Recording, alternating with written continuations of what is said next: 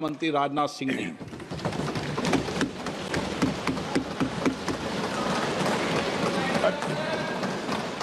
अध्यक्ष महोदय,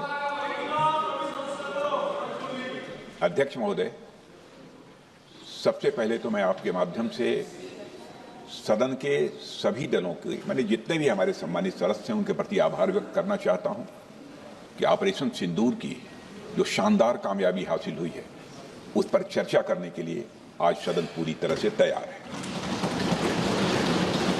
अध्यक्ष महोदय, सबसे पहले मैं इस सदन के माध्यम से मैं देश के उन वीर सपूतों को, उन बहादुर सैनिकों को नमन करता हूं जिन्होंने की राष्ट्र की सीमाओं की रक्षा के लिए जब भी आवश्यकता पड़ी है अपना बलिदान देने में वह पीछे नहीं रहे हैं। आज भी वह तैयार हैं और आज भी वह तत्पर हैं। साथ ही मैं उन सैनिकों की स्मृति को भी अध्यक्ष महोदय नमन करता हूं जिन्होंने की भारत की एकता और अखंडता सुनिश्चित करने के लिए अपना सर्वस्व बलिदान कर दिया। मैं पूरे देश की तरफ से सेनाओं के सभी जवानों के प्रति कृतज्ञता व्यक्त करता हूं। अध्यक्ष महोदय, आज मैं आपकी अनुमति से ऑपरेशन सिंदूर से जुड़े कुछ महत्वपूर्ण तथ्यों और विषयों को सदन के समक्ष रखने के लिए यहां खड़ा हूं।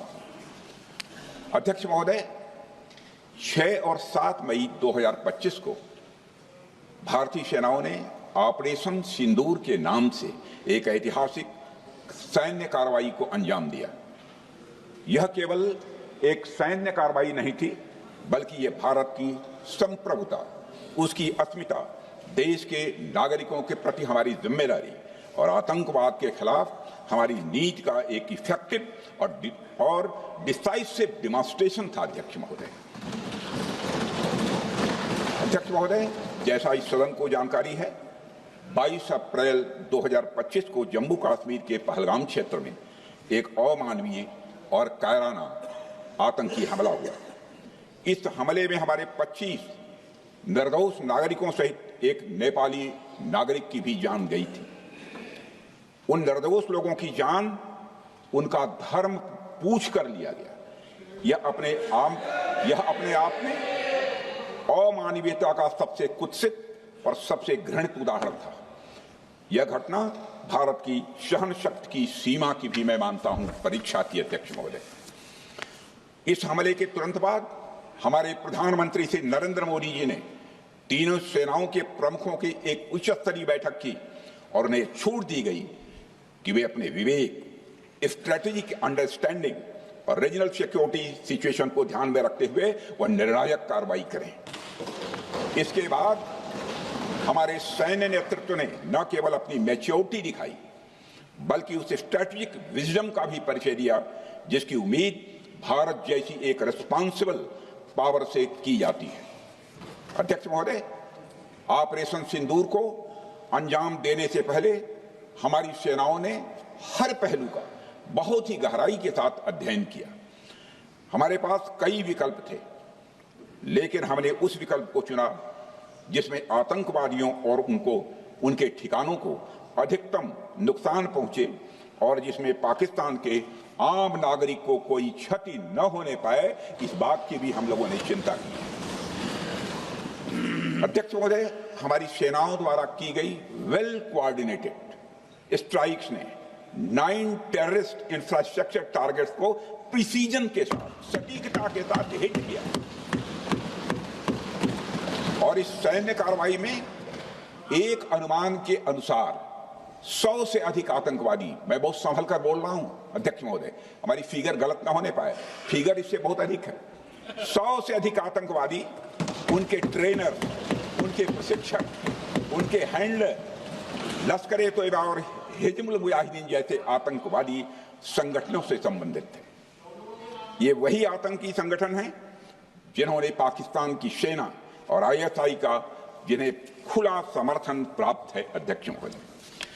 अध्यक्ष महोदय, 7 मई 2025 को रात्रि 1:05 भारतीय सशस्त्र बलों ने ऑपरेशन सिंदूर प्रारंभ किया, जिसमें पाकिस्तान और पाक ऑक्युपाइड कश्मीर में भारत के खिलाफ आतंकी गतिविधियों से जुड़े 9 स्थानों को निशाना बनाया गया। इसमें पीओके के मुजफ्फराबाद में सवाई नाला और सैयदना बिलाल कैंप, कोटली में मस्जिद अब्बास व मसबर रहील शाहिद कैंप, कोटली में गुलपुर कैंप, भिम्बर में बरनाला कैंप, कोटली में अब्बास कैंप और पाकिस्तान के पंजाब प्रांत में बहावलपुर, मुरिदके और सरजाल और मेहमुना जोया शामिल थे। इनमें से 7 आतंकी शिविरों को भारतीय सेना ने पूरी तरह से नष्ट कर दिया, जबकि भारतीय वायुसेना ने मुरिदके और बहावलपुर को नेस्त नाबूद किया, जो लश्कर-ए-तोयबा और जैशे मोहम्मद के केंद्र हैं। पूरा ऑपरेशन मात्र, अध्यक्ष महोदय, जानकर पूरे सदन को प्रसन्नता होगी कि विद इन 22 मिनट्स पूरा ऑपरेशन समाप्त हो गया और हमने आतंकवादियों को उनके घर में घुसकर मारा। सशस्त्र बलों ने हमारी माताओं और बहनों के सिंदूर का बदला लिया और प्रत्येक भारतीय इस भावना से ओत-प्रोत हो गया। अध्यक्ष महोदय, मैं चाहूंगा कि पूरा सदन एक बार हमारे सेना के बहादुर जवानों के शौर्य और पराक्रम का। अध्यक्ष महोदय, यह सिंदूर की लाली शौर्य की कहानी है। यह सिंदूर की लाली शौर्य की कहानी है, भारत के मस्तक पर वीरता की निशानी है। अध्यक्ष महोदय, सेनाओं ने अंधेरी रात होने के बावजूद हमले की सफलता के स्पष्ट एविडेंस भी जुटाए हैं, साक्ष्य है हमारे पास। अध्यक्ष महोदय, हमले के कुछ ही घंटों के भीतर एक प्रेस रिलीज और मीडिया ब्रीफिंग के माध्यम से इन्हें जनता की जानकारी के लिए जारी कर दिया गया था। मुझे यह पुष्टि करते हुए गौरव की अनुभूति हो रही है कि सशस्त्र बल अपने सभी मिशन ऑब्जेक्टिव्स को पूरा करने में पूरी तरह से सक्षम रहे और साथ ही कामयाब रहे। अध्यक्ष महोदय, 7 मई 2025 को हमले माने 1:35 के तुरंत बाद भारतीय डीजीएमओ ने हॉटलाइन संदेश के माध्यम से पाकिस्तान के डीजीएमओ यानी डायरेक्टर जनरल मिलिट्री ऑपरेशन से संपर्क किया और टेरर इंफ्रास्ट्रक्चर के खिलाफ हमारे हमले के रेशनल और मेथोडोलॉजी के बारे में पूरी जानकारी दी और यह तथ्य भी बताया ये हमले एस्केलेटरी नेचर वाले नहीं थे, माने इसको हम आगे नहीं बढ़ाना चाहते। जिन मोहि मारा तीन मोहि मारे। अध्यक्ष महोदय, जिस प्रकार प्रभु हनुमान ने लंका में अपनी रणनीति बनाई थी, उसी प्रकार हमने भी उन्हीं को निशाना बनाया जिन्होंने हमें नुकसान पहुंचाया था। हालांकि पाकिस्तान ने इस रेशनल को समझने से इनकार कर दिया और अगले कुछ दिनों तक सिविलियन और सैन्य ठिकानों पर गोलीबारी करके बड़े पैमाने पर सीज फायर वायलेशन करके स्थिति को एस्केलेट करने की उसने कोशिश की। अध्यक्ष महोदय, 7-8 मई 2025 की रात को क्लियरली आइडेंटिफाइड आतंकवाद संबंधी ठिकानों पर हमारे सफल ऑपरेशन के बाद, सफल हमले के बाद पाकिस्तान ने स्थिति को एस्केलेट कर दिया और अनमैन्ड एरियल सिस्टम और अन्य साधनों का उपयोग करके भारतीय वायुसेना के बेसेस, भारतीय वायुसेना के सेंसर्स और सेना के फॉर्मेशन हेडक्वार्टर्स से लेकर ब्रिगेडों तक पर भी उसने हमला कर दिया।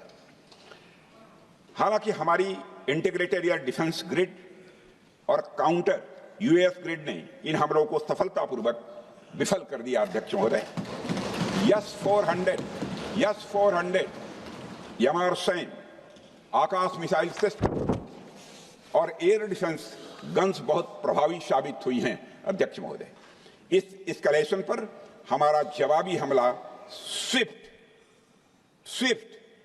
प्रोपोर्शनेट और नवातुला था। अध्यक्ष महोदय, जिसमें 8 मई 2025 को केवल चुनिंदा पाकिस्तानी एयर डिफेंस सिस्टम और सेंसर नेटवर्क को प्रिसीजन गाइडेड मिशन द्वारा म्यूनिशंस द्वारा जो है टारगेट किया गया। अध्यक्ष महोदय, हमारी कार्रवाई पूरी तरह से सेल्फ डिफेंस में थी, न तो वह प्रोवोकेटिव थी और न तो एक्सपेंशनिस्ट थी। पाक द्वारा ये हमले 7 मई 25 से लगातार चले और 10 मई 2025 को रात लगभग 1:30 पर पाकिस्तान ने बड़े पैमाने पर भारत के ऊपर मिसाइल, ड्रोन, रॉकेट और अन्य लॉन्ग रेंज वेपन्स का इस्तेमाल किया। इसके साथ साथ उन्होंने इलेक्ट्रॉनिक वॉरफेयर से जुड़ी टेक्नोलॉजीज का भी सहारा लिया। अध्यक्ष महोदय, उनके निशाने पर हमारे भारतीय वायुसेना के अड्डे, थल सेना के एम्यूनिशन डिपोज, हवाई अड्डे और मिलिट्री कैंट थे। अध्यक्ष महोदय, यह कहते हुए मुझे एक गौरव की अनुभूति हो रही है कि हमारे air defence system, counter drone system और इलेक्ट्रॉनिक इक्विपमेंट्स ने पाकिस्तान के इस हमले को पूरी तरह से नाकाम कर दिया।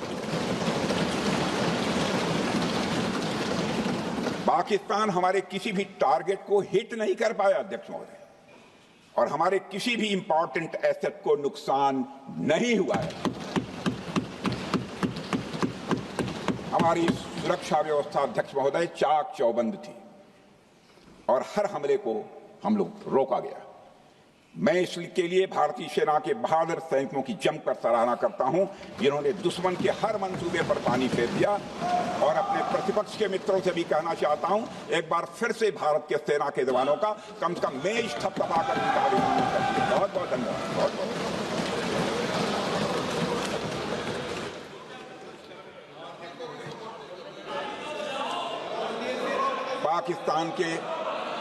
पाकिस्तान के इस हमले के जवाब में हमारी कार्रवाई साहसिक थी, ठोस थी और प्रभावी थी।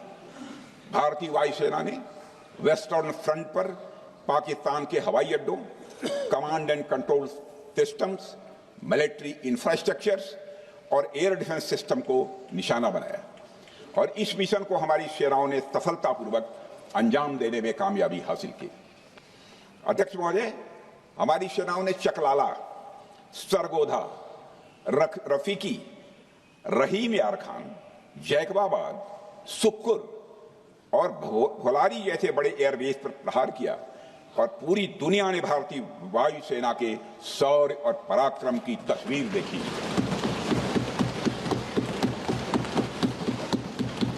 अध्यक्ष महोदय, ऑपरेशन सिंदूर ट्राई सर्विसेज कोऑर्डिनेशन का एक बेमिसाल उदाहरण था। जब भारतीय वायुसेना ने आसमान से हमले किए, हमारी थल सेना ने जमीन पर मोर्चा संभाल लिया। हमारे जवान नियंत्रण रेखा पर पूरी ताकत से डटे रहे और पाकिस्तान की हर हरकत का करारा जवाब दिया।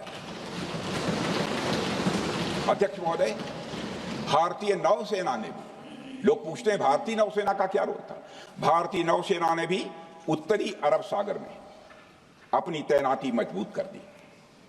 भारतीय नौसैनिकों ने पाकिस्तान को यह साफ संदेश दिया कि हम समुद्र से लेकर जमीन तक पाकिस्तान के हर महत्वपूर्ण ठिकानों पर प्रहार करने में न केवल सक्षम हैं बल्कि हम तैयार हैं। अध्यक्ष महोदय, इस ऑपरेशन का मकसद टेररिस्ट कैंप्स और उनके सपोर्टर्स को टारगेट करना, उन्हें नेस्त नाबूद करना था और यह साफ संदेश देना था कि भारत आतंकवाद के विरुद्ध जीरो टॉलरेंस रखता है।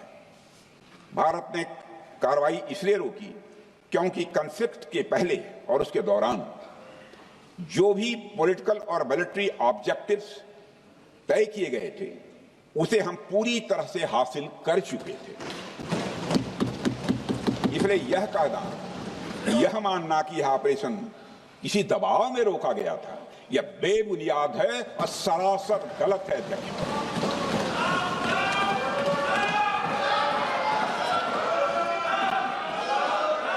मैं सदन को फिर से आश्वस्त करना चाहता हूं, आपने राजनैतिक जीवन में अध्यक्ष महोदय, मैं आपके माध्यम से सदन को आश्वस्त करना चाहता हूं, अपने राजनीतिक जीवन में जानबूझकर कभी भी असत्य न बोलूं, इसकी भरपूर कोशिश की है मैंने, चाहे सदन हो अथवा सदन के बाहर। अध्यक्ष महोदय, मैं आपके माध्यम से सदन को यह भी अवगत कराना चाहता हूं,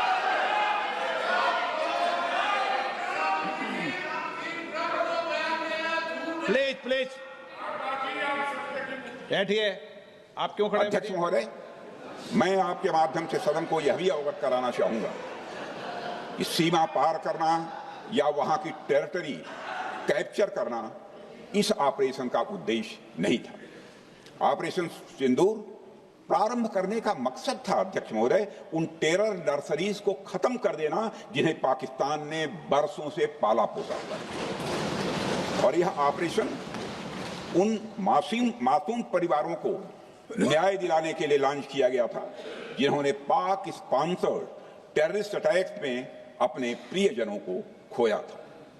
हमारी सेनाओं ने सिर्फ उनको टारगेट किया जो इन आतंकियों को सपोर्ट करते हुए भारत पर हमला करने की कोशिश में लगातार शामिल थे। अध्यक्ष महोदय, ऑपरेशन सिंदूर का ओवरऑल पॉलिटिको मिलिट्री ऑब्जेक्टिव यह था कि आतंकवाद के रूप में प्रॉक्सी वार लड़ रहे पाकिस्तान को सजा दी जाए और इसी वजह से आर्म फोर्सेस को पूरी आजादी दी गई थी कि वो अपने टारगेट खुद चुने और करारा जवाब दें। और इस ऑपरेशन का उद्देश्य कोई भी युद्ध छेड़ना नहीं था, बल्कि फोर्स के डिमॉन्स्ट्रेटिव यूज से एडवर्सरी को झुकने के लिए मजबूर करना था। 10 मई की सुबह जब भारतीय वायुसेना ने पाकिस्तान की मल्टीपल एयरफील्ड्स पर करारा प्रहार किया तो पाकिस्तान ने हार मान ली है अध्यक्ष महोदय, और हॉस्टिलिटी रोकने की कोशिश की। अब रोक दीजिए महाराज। उन्होंने एक कोशिश की, हमारे डीएमओ से बात की, महाराज अब रोक दीजिए, बहुत हो गया। यह पेशकश इस कैबिनेट के साथ स्वीकार की गई थी। सुने, रुकिए तो रुकिए, बता दूंगा,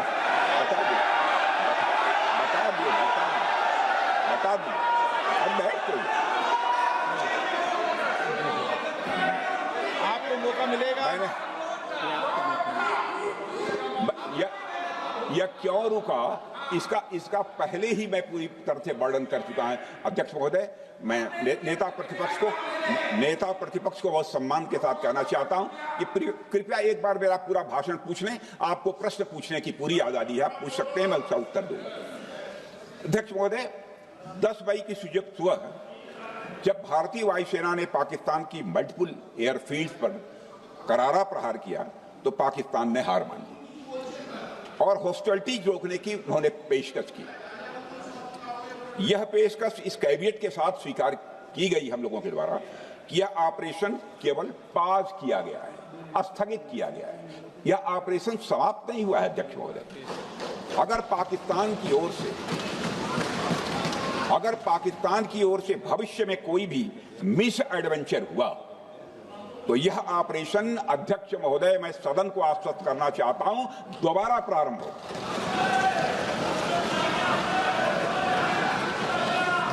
अध्यक्ष महोदय, भारतीय वायुसेना के जबरदस्त हमलों, नियंत्रण रेखा पर थल सेना की मजबूत जवाबी कार्रवाई और नौसेना के हमलों के डर ने पाकिस्तान को झुकने के लिए मजबूर कर दिया अध्यक्ष महोदय। और पाकिस्तान की हार उनकी एक सामान्य विफलता नहीं थी, बल्कि यह उसके सैन्य बल और मनोबल या दोनों की एक हार थी। 10 मई को पाकिस्तान के डीजीएमओ ने भारत के डीजीएमओ से संपर्क किया और सैन्य कार्रवाइयों को रोकने की अपील की। मैं सदन में यह बात फिर से दोहराना चाहूंगा कि पाकिस्तान के डीजीएमओ ने भारत के डीजीएमओ से संपर्क किया और सैन्य कार्रवाइयों को रोकने की अपील की। 12 मई को दोनों देशों के डीजीएमओ के बीच औपचारिक संवाद हुआ और दोनों पक्षों ने सैन्य कार्रवाइयों पर विराम लगाने का निर्णय लिया। अध्यक्ष महोदय, हमारे सैनिकों का जो मनोबल, मातृभूमि की रक्षा करने का जो उनका समर्पण है, ऑपरेशन सिंदूर के दौरान उसका दर्शन 140 करोड़ से अधिक भारतवासियों ने देखा। मुझे खुद भी और प्रधानमंत्री जी को सीमावर्ती क्षेत्रों में जाकर हमारे जवानों से मुलाकात का अवसर मिला है। अध्यक्ष महोदय, श्रीनगर के मिलिट्री बेस पर, भुज के एयरबेस पर, उधमपुर के कमांड सेंटर पर, हर जगह प्रत्यक्ष मैंने अपनी आंखों से देखा कि हमारे सैनिकों का मनोबल अपनी पूरी बुलंदी पर था। उनकी आंखों में विश्वास है और उनका संकल्प अडिग है। वे न केवल भारत की सीमाओं की रक्षा कर रहे हैं, बल्कि हमारे राष्ट्रीय स्वाभिमान की भी अध्यक्ष महोदय रक्षा कर रहे हैं। अध्यक्ष महोदय, किसी भी देश में जनता सत्ता पक्ष को और विपक्ष को अलग अलग दायित्व सौंपती है, दोनों को अलग अलग दायित्व, और हेल्दी डेमोक्रेसी में तो स्वाभाविक है। सत्ता पक्ष का काम होता है जनता के हितों को ध्यान में रखते हुए कार्य करना, और विपक्ष का काम होता है सरकार से जनता के मुद्दों से संबंधित जरूरी प्रश्न पूछना। ऑपरेशन सिंदूर क्यों शुरू किया गया, इसकी जानकारी पहले भी दी गई है और आज भी मैंने सदन को दी है। अध्यक्ष महोदय, कभी कभी हमारे प्रतिपक्ष के लोग ये पूछते रहे हैं कि हमारे कितने बीमार गिरे। मुझे लगता है उनका यह प्रश्न हमारी राष्ट्रीय जनभावनाओं का सही से प्रतिनिधित्व नहीं कर रहा है। मुझे लगता है उन्होंने एक बार भी हमसे यह नहीं पूछा कि हमारी सेनाओं ने दुश्मन के कितने विमान मारे गिराए।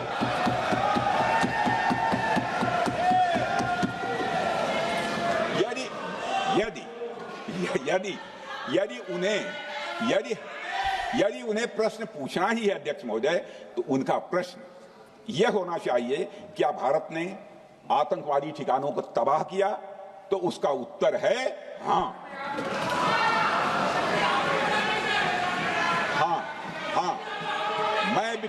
मैं विपक्ष के सम्मानित साथियों से कहना चाहता हूं कि आपको प्रश्न पूछना है तो यह प्रश्न पूछिए, क्या ऑपरेशन सिंदूर सफल रहा? तो उसका उत्तर है हाँ।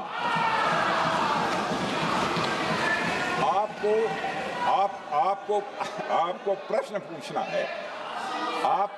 पूछना है तो यह प्रश्न पूछिए कि जिन आतंकियों ने हमारी बहनों, हमारी बेटियों का सिंदूर मिटाया, क्या हमारी सेनाओं ने ऑपरेशन सिंदूर में उन आतंकियों के आकाओं को मिटाया? तो इसका उत्तर है हाँ। और आपको प्रश्न पूछना है तो यह पूछिए कि इस ऑपरेशन में क्या हमारे जाबाज सैनिकों को कोई क्षति हुई है? तो उसका उत्तर है नहीं। अध्यक्ष महोदय, लक्ष्य जब बड़े हो तो अपेक्षाकृत छोटे मुद्दों पर हमारा ध्यान नहीं जाना चाहिए।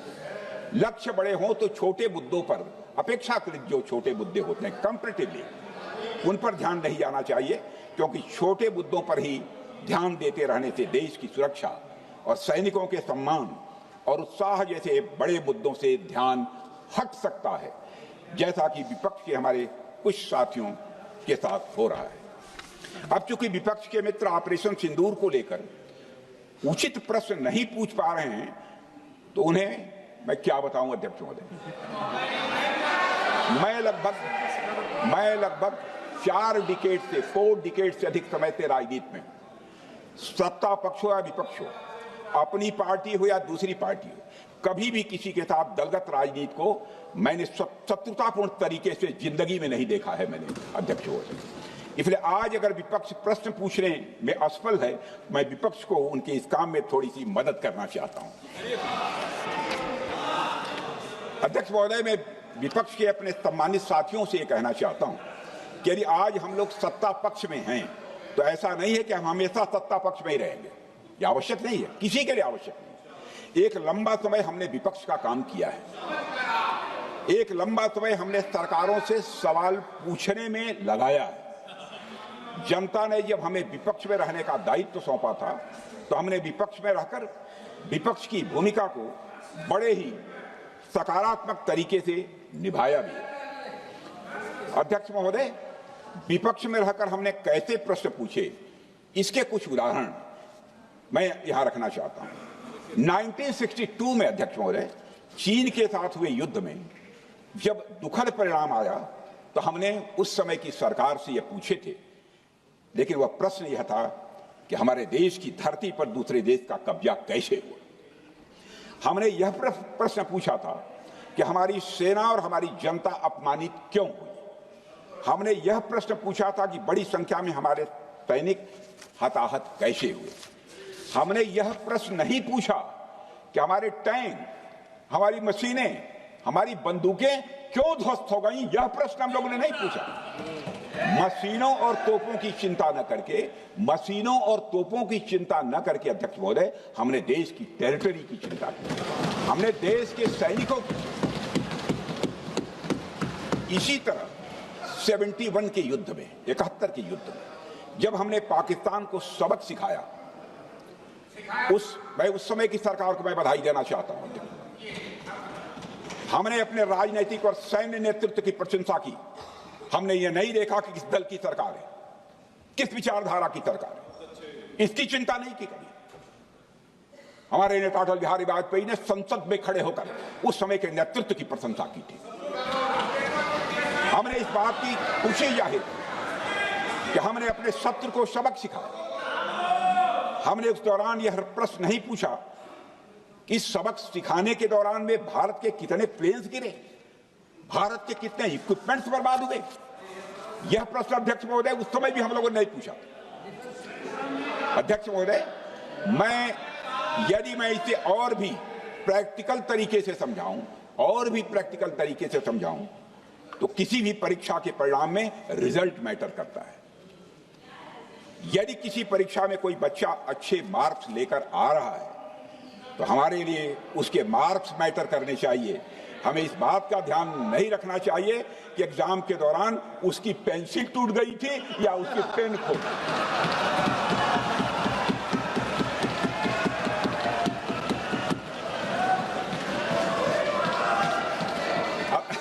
अध्यक्ष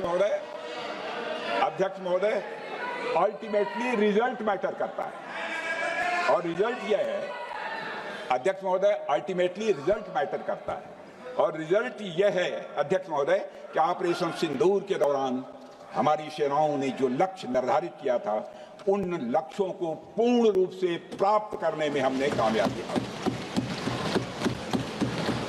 अध्यक्ष महोदय, भारत हमेशा से पाकिस्तान सहित अपने पड़ोसी देशों से मित्रता और सौहार्द सहयोगपूर्ण संबंध का सदैव इच्छुक रहा है। इसके लिए भारत की सभी सरकारों ने ईमानदारी से प्रयास भी किए हैं। वह चाहे आदरणीय लाल बहादुर शास्त्री जी हों या अटल बिहारी वाजपेयी जी हों या हमारे स्वर्गीय मनमोहन सिंह जी हों या प्रधानमंत्री श्री नरेंद्र मोदी जी, सभी ने हमेशा चाहा है कि इस इलाके में शांति और समृद्धि बनी रहे। सभी ने यह चाहा। अध्यक्ष महोदय, यह बात हमारी सिविलाइजेशनल वैल्यूज के साथ मेल खाती है, इसलिए ऐसा हुआ। अध्यक्ष महोदय, पूरा विश्व जानता है कि पूर्व प्रधानमंत्री से अटल बिहारी वाजपेयी जी ने शांति का संदेश लेकर 1999 में लाहौर बस यात्रा की थी। वह सिर्फ एक यात्रा नहीं थी, वह यात्रा भारत की संस्कृति और शांति की प्रतीक थी। यह हमारे भारत की प्रकृति थी। लाहौर पहुंचकर से अटल बिहारी वाजपेयी जी ने मीनारे पाकिस्तान पर विजिटर्स रूप में जो लिखा था, जिसका जिक्र लोग आज भी करते हैं, और उन्होंने लिखा था, उसकी मैं चर्चा करता हूं। उन्होंने लिखा था कि मीनारे पाकिस्तान से मैं पाकिस्तान की जनता को यह विश्वास दिलाना चाहता हूं कि भारत अस्थायी शांति और मित्रता का आकांक्षी है। मैंने पहले भी कहा है और फिर भी कहता हूं, एक स्थिर और समृद्ध पाकिस्तान भारत के हित में है, इसमें कोई संदेह नहीं होना चाहिए। अध्यक्ष महोदय, यह हमारी सोच थी, यह हमारी शांति की पहल थी। यह पहल हमारी हजारों साल पुरानी सांस्कृतिक चेतना, हमारी नैतिक शक्ति और हमारी सभ्यता के उन मूल्यों से निकली थी जो शांति को शक्ति मानती है।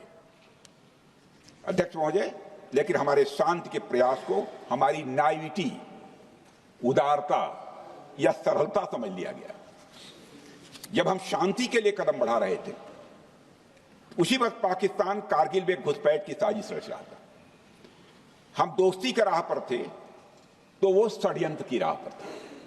जब हम मामला खुलकर सामने आया तो हमारे वीर सैनिकों ने इस घुसपैठ के खिलाफ कार्रवाई करना प्रारंभ किया और जब भारत की जीत सामने दिखाई दे रही थी तो पाकिस्तान ने परमाणु युद्ध की धमकी दे डाली अध्यक्ष महोदय।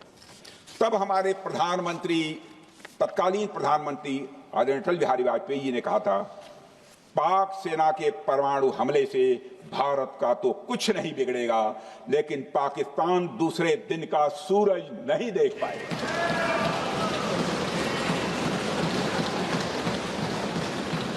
यानी अटल जी जो शांति का पैगाम लेकर गए, वही अटल जी शक्ति का भी परिचय देने में तनिक भी नहीं हिचके। यही है भारत। अध्यक्ष महोदय, यह सामर्थ्य का उद्घोष था। यह एक स्पष्ट संदेश था कि भारत शांति चाहता है, लेकिन अगर कोई हमारी संप्रभुता को चुनौती देगा तो उसका जवाब भी उतनी ही दृढ़ता से दिया जाएगा। अध्यक्ष महोदय, 2015 में जब हमारे प्रधानमंत्री मोदी जी ने लाहौर जाकर नवाज शरीफ से मुलाकात की तो भारत ने फिर से दोस्ती का हाथ बढ़ाया। भारत ने फिर से दोस्ती का हाथ बढ़ाया। अध्यक्ष महोदय, हम वाकई में शांति की राह पर चलना चाहते थे, क्योंकि हमारी मूल प्रकृति बुद्ध की है, युद्ध की नहीं है। हमारी सरकार ने भी पाकिस्तान के साथ शांति स्थापित करने के अनेक प्रयत्न किए हैं, लेकिन बाद में हमने 2016 में सर्जिकल स्ट्राइक से, 2019 में बालाकोट में एयर स्ट्राइक से और 2025 के ऑपरेशन सिंदूर से हमने शांति स्थापित करने का दूसरा रास्ता अपनाया है। अध्यक्ष महोदय, अब हमारे प्रधानमंत्री श्री नरेंद्र मोदी जी और हमारी सरकार का स्टैंड बिल्कुल क्लियर है कि टेररिज्म और टॉक्स ये दोनों साथ नहीं चल सकते, क्योंकि सभ्य मुल्कों के बीच बातचीत होती है। अध्यक्ष महोदय, लोकतांत्रिक देशों में बातचीत होती है, पर एक ऐसा देश जिसके वजूद में लोकतंत्र का एक कतरा भी न हो और सिर्फ रिलीजियस फैनेटिसिज्म, टेररिज्म और हेट्रेड अगेंस्ट इंडिया हो, उसके साथ संवाद किसी भी सूरत में नहीं किया जा सकता। क्योंकि टेररिज्म की भाषा जो अध्यक्ष महोदय होती है वह खून, डर और नफरत है, संवाद नहीं। गोलियों की आवाज में संवाद की आवाज दब जाती है। जहां खून बहता है वहां बातचीत की गुंजाइश अध्यक्ष महोदय नहीं बचती। अध्यक्ष महोदय, पाकिस्तान की वर्तमान स्थिति अब जग जाहिर है। जिस देश ने आतंक को अपनी विदेश नीति का औजार बना लिया, वह अंततः अपने ही जाल में फंस जाता है। पाकिस्तान की नीति और चरित्र को लेकर कोई भ्रम नहीं रहना चाहिए। यह एक ऐसा देश है जो वैश्विक आतंकवाद की नर्सरी है और उन्होंने इसको अपनी स्टेट पॉलिसी का भी एक आधार बनाया हुआ है। अध्यक्ष महोदय, ऑपरेशन सिंदूर के दौरान पूरी दुनिया ने देखा है कि पाकिस्तान में सरकार आतंकवादियों के लिए स्टेट फ्यूनरल का इंतजाम कर रही है और सैन्य अधिकारी भी आतंकवादियों के जनाजे में भाग लेते हैं। यह वही देश है जो सीमा पर सैनिकों से लड़ने का साहस नहीं जुटा पाता, इसलिए निर्दोष नागरिकों, बच्चों और तीर्थ यात्रियों को आतंकवाद का निशाना बनाता है। पाकिस्तान की सेना और आईएसआई आतंकवाद को एक प्रॉक्सी वार के रूप में अध्यक्ष महोदय इस्तेमाल करती हैं और उसके सहारे वे भारत को डिस्टेबलाइज करने का सपना देखती हैं। अध्यक्ष महोदय, मैं लोकतंत्र के मंदिर में खड़े होकर यह बात कह रहा हूं कि भारत को 1000 कट्स देने का सपना पालने वालों को नींद से जग जाना चाहिए। यह मोदी जी के नेतृत्व वाला नया भारत है जो आतंकवाद के खिलाफ किसी हद तक जा सकता है।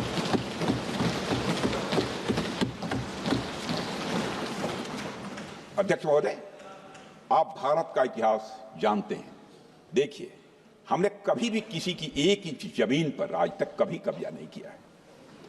हम यह भी जानते हैं कि युद्ध अपनी बराबरी वालों से करना चाहिए। ऐसा गोस्वामी तुलसीदास जी ने लिखा है और गोस्वामी तुलसीदास जी कहते हैं कि नीति ऐसी ही होनी चाहिए, प्रीति और बैर बराबरी वाले से ही करनी चाहिए। शेर यदि मेढकों को मारे तो उसका बहुत अच्छा संदेश नहीं जाता है अध्यक्ष महोदय। और अध्यक्ष महोदय, हमारे देश की सेना शेर है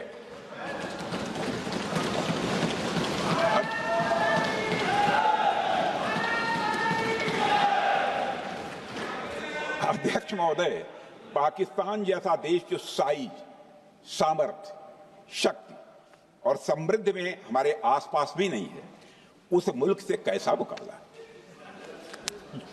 जो मुल्क अपने अस्तित्व के लिए दूसरों पर आश्रित हो, उसके मुकाबले का मतलब है अपना स्तर कम करना। हमारी नीति है आतंकवाद के खिलाफ प्रभावी कार्रवाई करना। हमारा पाकिस्तान विरोध उनकी आतंकवाद की नीति के कारण है, इसलिए पाकिस्तान का हमारा विरोध है। अध्यक्ष महोदय, हम अगर शांति की आशा के लिए हाथ बढ़ाना जानते हैं तो अशांति फैलाने वाले हाथों को उखाड़ना भी जानते हैं। अध्यक्ष महोदय, अगर शांति के प्रयास करना हम जानते हैं तो दुष्टों को जो भाषा समझ में आए उसी भाषा में समझाना भी जानते हैं। सठे साक्ष्यम समाचरेत, अर्थात दुष्ट के साथ दुष्टता का ही व्यवहार करना पड़ता है कभी कभी। अध्यक्ष महोदय, हमने भगवान कृष्ण से सीखा है कि शिशुपाल की 100 गलतियां माफ की जा सकती हैं, पर अंत में धर्म की रक्षा के लिए सुदर्शन चक्र उठाना ही पड़ता है। हमने पार्लियामेंट का अटैक सहा है अध्यक्ष महोदय, 2008 का मुंबई अटैक सहा है, झेला है, लेकिन अब हमने कह दिया है इनफ इज इनफ।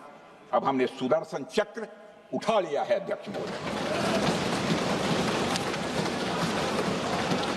अध्यक्ष महोदय, हमारी प्रवृत्ति भगवान राम और भगवान कृष्ण से प्रेरित है, जो हमें शौर्य भी सिखाती है और धैर्य भी सिखाती है। इस सीख का अध्यक्ष महोदय, इस सीख का हम प्रधानमंत्री नरेंद्र मोदी जी के नेतृत्व में हमारी विदेश और अपनी रक्षा नीति में सीधा प्रयोग कर रहे हैं। आज भारत पहले दोस्ती का हाथ बढ़ाता है, लेकिन अगर कोई देश धोखा दे तो उसकी कलाई भी मरोड़ना जानता है। अध्यक्ष महोदय, हमारी नीति स्पष्ट है कि हमने एक समय लाहौर बस यात्रा की भाषा में बात की थी तो पाकिस्तान ने हमारी उस भाषा को नहीं समझा, तो अब हम उन्हें बालाकोट स्ट्राइक की भाषा में जवाब देंगे। अध्यक्ष महोदय, भारत के लिए शांति हमारी प्रायोरिटी है, हमारी प्राथमिकता है और हमारी शक्ति उसका आधार है। भारत के लिए शांति प्राथमिकता है और हमारी शक्ति उसका आधार है।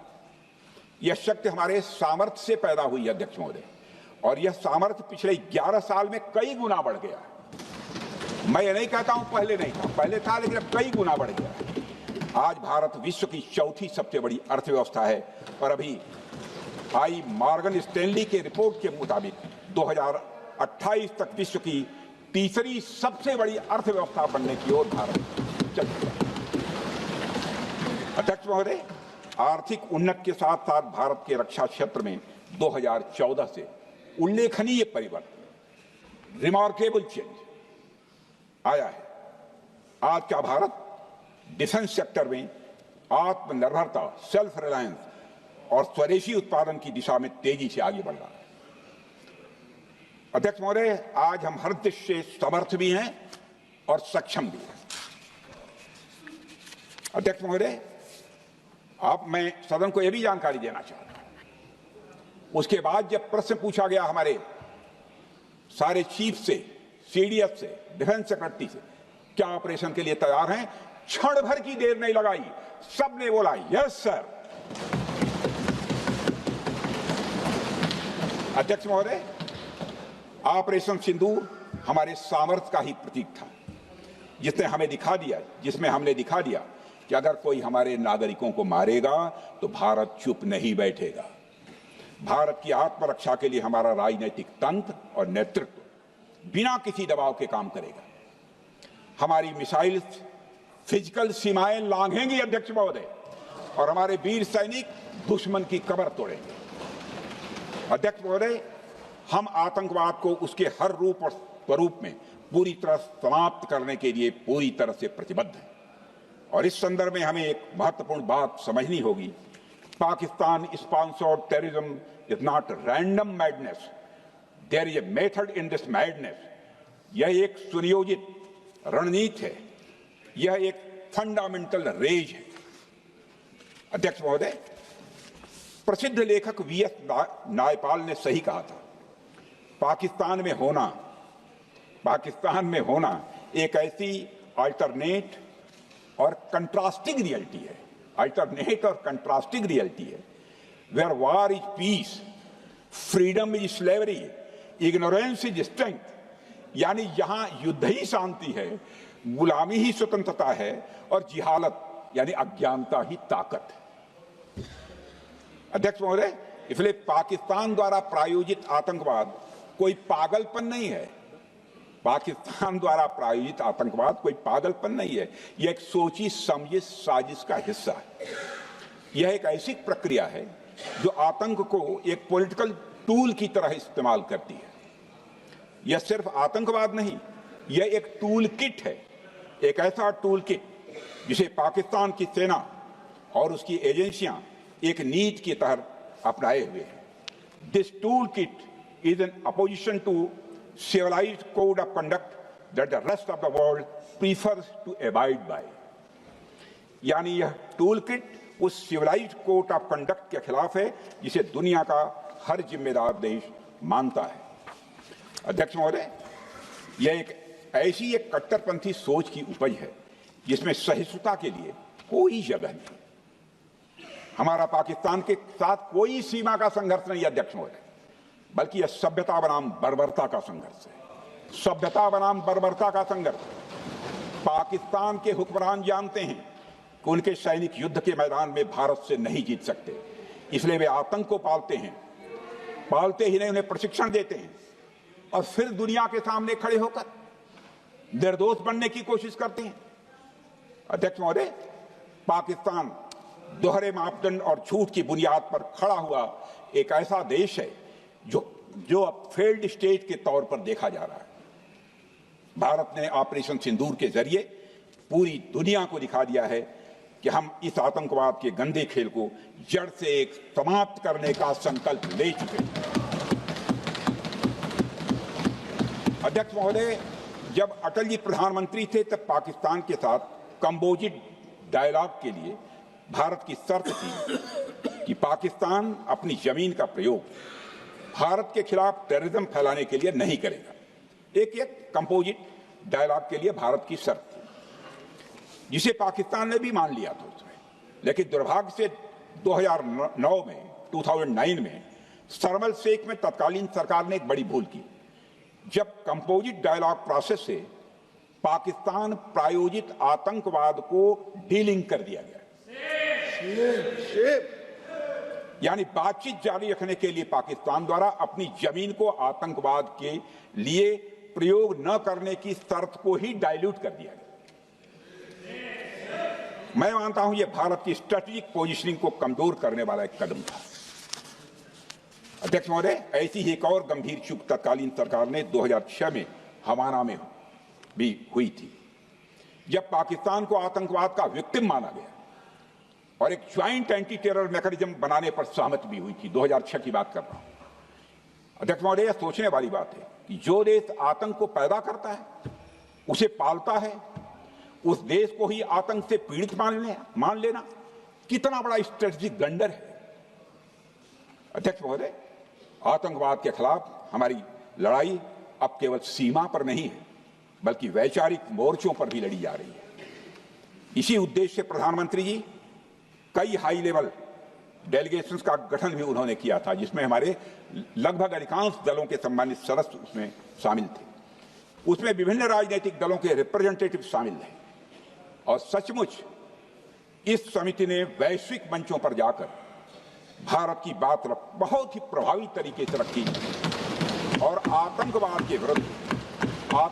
के विरुद्ध वैश्विक समर्थन को उन्होंने मजबूत किया। अध्यक्ष महोदय, मैं उन सभी डेलीगेशन के सम्मानित सदस्यों के प्रति शीश झुकाकर आभार व्यक्त करना चाहता हूं, जिन्होंने भारत का आतंकवाद के खिलाफ स्टैंड तथा जीरो टॉलरेंस की पॉलिसी और ऑपरेशन सिंदूर के बारे में दुनिया के देशों को सही तरीके से अवगत कराया, प्रभावी तरीके से अवगत कराया। अध्यक्ष महोदय, ऑपरेशन सिंदूर को लेकर सर्वदलीय बैठक भी हुई। I am very happy to tell the house I am very happy to tell the House that during Operation Sindoor, all the political parties of the country kept aside all ideologies and differences and showed solidarity with the nation, with the soldiers and with the government. फिर इसके लिए आभार व्यक्त करता हूं। मुझे लगता है यही इस देश के लोकतंत्र की खूबसूरती है। अध्यक्ष महोदय, जैसा कि हमारे माननीय प्रधानमंत्री मोदी जी ने भी कहा है कि ऑपरेशन सिंदूर अभी रुका है, समाप्त नहीं हुआ है। यदि आवश्यकता पड़ी, यदि पाकिस्तान फिर किसी नापाक हरकत की कोशिश करता है तो हम और भी कठोर और निर्णायक कार्रवाई करने के लिए तैयार हैं। अध्यक्ष महोदय, ऑपरेशन सिंदूर के माध्यम से पाकिस्तान के मन में भारत को लेकर जो बहुत बड़ी गलतफहमी थी वह हमने दूर कर दी है। और मेरी दूर थोड़ी बहुत बची है भी होगी तो उसको भी दूर कर देंगे। अध्यक्ष महोदय, मुझे महाकवि राष्ट्र कवि रामधारी सिंह जी दिनकर की कुछ पंक्तियां याद आती हैं। अध्यक्ष महोदय, क्षमाशील हो रिपु समक्ष, तुम हुए विनत जितना ही, दुष्ट कौरवों ने तुमको कायर समझा उतना ही।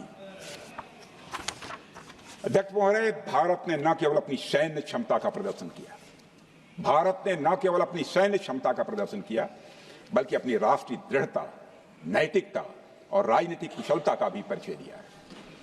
भारत अब किसी भी आतंकी हमले का निर्णायक और स्पष्ट उत्तर देगा। अध्यक्ष महोदय, हमने एक नई लक्ष्मण रेखा खींच ली है। अब आतंकवाद को आश्रय और समर्थन देने वालों को कोई शरण नहीं मिलेगी।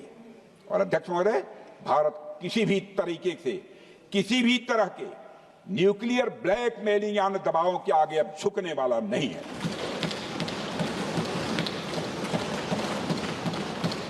अध्यक्ष महोदय, ऑपरेशन सिंदूर के माध्यम से जो हमने किया और उससे पहले सर्जिकल स्ट्राइक और एयर स्ट्राइक के जरिए जो संदेश दिया गया वह बहुत पहले ही हो जाना चाहिए, लेकिन जो होता है समय पर ही होता है। अध्यक्ष महोदय, हमारी सरकार ने आतंकवाद के खिलाफ हमारी जीरो टॉलरेंस की नीति को दुनिया के हर मंच पर पूरी तरह से स्पष्ट कर दिया है और हम उस पर कोई समझौता किसी भी सूरत में नहीं करने वाले हैं। अभी कुछ सप्ताह पहले मुझे शंघाई कोऑपरेशन ऑर्गेनाइजेशन की डिफेंस मिनिस्टर्स मीटिंग में जाने का अवसर मिला था। वहां जो डिक्लेरेशन तैयार किया जा रहा था उसमें आतंकवाद पर भारत का स्टैंड डाइल्यूट हो रहा था। हमने साफ कह दिया कि जब तक आतंकवाद के मुद्दे पर भारत का स्टैंड रखा नहीं जाएगा, हम किसी ज्वाइंट स्टेटमेंट पर साइन नहीं करेंगे और इसकी वजह से वहां कोई ज्वाइंट स्टेटमेंट नहीं आया। अध्यक्ष महोदय, इसका परिणाम क्या? अब देखिए, हमारे प्रधानमंत्री जी ब्रिक्स की बैठक में ब्राजील गए, करिश्मा किया है हमारे प्रधानमंत्री। तो चीन की मौजूदगी में जो ज्वाइंट डिक्लेरेशन आया उसमें जम्मू और कश्मीर में हुए आतंकी हमले को कंडेम भी किया गया। यह प्रधानमंत्री ने करिश्मा करके दिखाया, यानी भारत की बात अंततः मानी गई। और यह ब्रिक्स सम्मेलन के इतिहास में पहली बार हुआ जब जम्मू एवं कश्मीर में हुए किसी आतंकी घटना को खुलकर कंडेम किया गया। मैं इस सदन को याद दिलाना चाहता हूं, 2008 में मुंबई में इतनी बड़ी आतंकी घटना हुई, मगर उस समय की सरकार को जो प्रभावी कार्रवाई करनी चाहिए थी वो नहीं हो पाई लेकिन उसमें सबसे दुखद और आश्चर्य की बात है, कई वर्ल्ड फोरम, इंटरनेशनल फोरम पर जो उसका कंडेमनेशन होना चाहिए, जो उसकी निंदा की जानी चाहिए, वह भी जितना होना चाहिए नहीं हो पाया। अध्यक्ष, यदि आप उस घटना के बाद हुए ब्रिक्स सम्मेलन के डॉक्यूमेंट्स उठाकर देख लीजिए, मुंबई आतंकी हमले का कहीं जिक्र भी नहीं है। और अध्यक्ष महोदय, जब केंद्र में प्रधानमंत्री मोदी जी के नेतृत्व में सरकार बनी तब जाकर कहीं के हालात कुछ बदलने शुरू हुए और साल 2017 में हुए ब्रिक्स सम्मेलन में पहली बार 2017 में हुए ब्रिक्स सम्मेलन में पहली बार आतंकवाद से लश्कर और जैश जैसे आतंकवादी संगठनों को जोड़ा गया। यह भी अपने में करिश्माई काम था। यह परिस्थिति इसलिए बनी क्योंकि इसके ठीक एक साल पहले उरी की घटना के भारत की सेनाओं ने सीमा पर जाकर सर्जिकल स्ट्राइक की थी। हमने दुनिया को बताया कि आतंकवाद के खिलाफ हम सरहद के इस पार भी मारेंगे और जरूरत पड़ी तो आतंकियों के घर में घुसकर भी मारेंगे। यह बदलाव प्रधानमंत्री मोदी जी के नेतृत्व में आया है। अध्यक्ष महोदय, यह वही नीति है जो पहले की सरकारों को भी अपनानी चाहिए थी।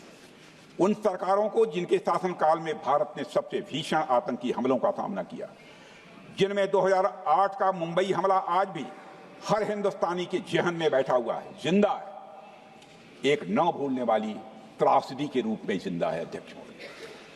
अध्यक्ष महोदय, मैं श्री प्रणब मुखर्जी जी ने अपनी किताब द कोलिशन ईयर्स में लिखा है, मेरे पास है भी वो, कोलिशन ईयर्स में लिखा है कि जब मुंबई अटैक हुआ था, प्रणोदा ने लिखा है, जब मुंबई अटैक हुआ था, India had evidence that the terrorist came from Karachi port.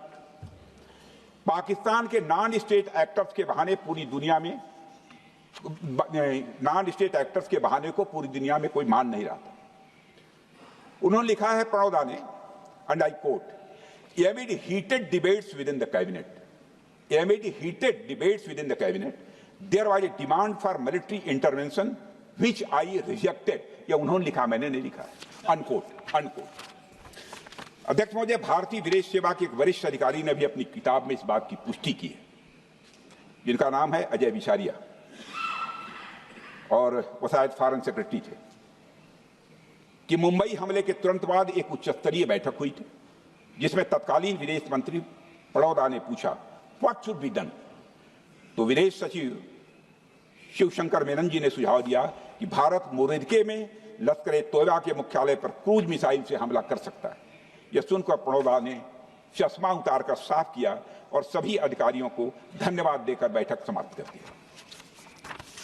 अध्यक्ष महोदय, उस समय की सरकार ने जो सही समझा वो किया, पर मैं मानता हूं कि अगर तब की सरकार ने भी 2016 सर्जिकल स्ट्राइक, 2019 एयर स्ट्राइक जैसे निर्णायक और कठोर कदम उठाए होते तो पाकिस्तान की स्ट्रेटेजिक कैलकुलस बदल सकती थी। एक पावरफुल और डिसाइसिव एक्शन पाकिस्तान और उनकी सेना के द्वारा इस 500 टेररिस्ट ऑर्गेनाइजेशंस के लिए बड़ा डिसइंसेंटिव साबित हो सकती थी। अध्यक्ष महोदय, 2008 में मुंबई हमलों के बाद उस समय की सरकार ने सिर्फ बातचीत का मार्ग चुना था। मैं स्पष्ट करना चाहता हूं, यह कोई आलोचना नहीं है अध्यक्ष महोदय, न उस सरकार की, न उस समय के प्रधानमंत्री की, और न ही उन नेताओं की।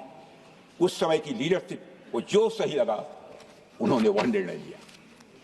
अध्यक्ष महोदय, बस मैं इतना ही कहना चाहता हूं कि आज का भारत अलग सोचता है और अलग तरीके से काम करता है। हमारा मानना है यह आपका प्रतिद्वंदी आतंक को रणनीति बना चुका हो और बातचीत की भाषा नहीं समझता हो तो standing firm and being decisive के अलावा कोई विकल्प नहीं बचता है। अध्यक्ष महोदय, आज हमारे प्रधानमंत्री मोदी जी के नेतृत्व में भारत वह देश नहीं रहा जो पहले था। Two-day doziers have been replaced by decisive action. Two-day doziers have been replaced by decisive action. आज भारत सहता नहीं है, भारत जवाब देता है। अध्यक्ष महोदय, आज भारत आतंक की जड़ तक जाता है और उसे उखाड़ फेंकने का सामर्थ्य रखता है। अध्यक्ष महोदय, मैं इस सदन को और देश की जनता को यह विश्वास दिलाना चाहता हूं कि हमारी सरकार, हमारी सेनाएं और हमारी लोकतांत्रिक संस्थाएं सब मिलकर, हम और ये सारे लोग सभी मिलकर देश की एकता, अखंडता और सुरक्षा के लिए जो भी कदम उठाना आवश्यक होगा वह कदम उठाएंगे और उसके प्रति हम पूरी तरह से कमिटेड हैं। अध्यक्ष महोदय, अंत में मैं केवल इतना ही कहना चाहता हूं, यह समय एकजुट होकर अपनी सुरक्षा, संप्रभुता और आत्मसम्मान की रक्षा के संकल्प को और अधिक मजबूत करने का है। हमें यह याद रखना होगा कि हमारी सामाजिक और राजनीतिक एकता ही यह हमारी सबसे बड़ी ताकत है। अध्यक्ष महोदय, आतंकवाद को समर्थन देने वालों को यह स्पष्ट संदेश चला गया है कि भारत अपनी मातृभूमि की रक्षा के लिए पूरी तरह से संकल्पबद्ध है। आइए हम सभी दलगत भाव से ऊपर उठकर संगच्छध्वम संगवरध्वम के मंत्र से प्रेरणा लेकर एक साथ खड़े हो जाएं और हम इस राष्ट्रीय संकल्प को मजबूत करें। यही हम सबका राष्ट्रीय दायित्व है। और इन्हीं शब्दों के साथ अध्यक्ष महोदय, आपने मुझे विचार रखने का अवसर दिया, आपके प्रति आभार व्यक्त करते हुए और अपने सभी सम्मानित सदस्यों के प्रति धन्यवाद व्यक्त करते हुए अपना निवेदन समाप्त करता हूँ। सबने शांतिपूर्वक श्री गौरव गोगोई।